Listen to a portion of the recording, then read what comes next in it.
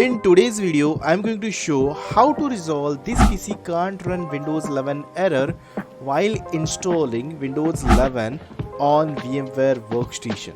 So let's get started. Reboot the VM from VM settings, click on restart, guest, press any key. Now you're on the Windows setup, press shift key plus F10 key on your keyboard and then you will get this command prompt.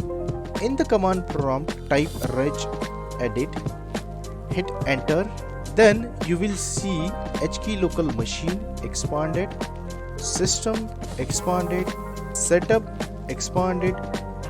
Right click on the setup and then click on new, click on key, and you have to create lab config key, and in the lab config you have create 4 keys to bypass the CPU check, TPM check, RAM check, secure boot check. So I'm going to create those keys here one by one. Now all the 4 keyword values are created: bypass CPU check, bypass RAM check, bypass secure boot check, bypass TPM check. You need to set value data to 1 and then close the regedit, close the command prompt and then continue the installation. Click on next, click on I don't have key for now. If you have key, you can enter the key as well.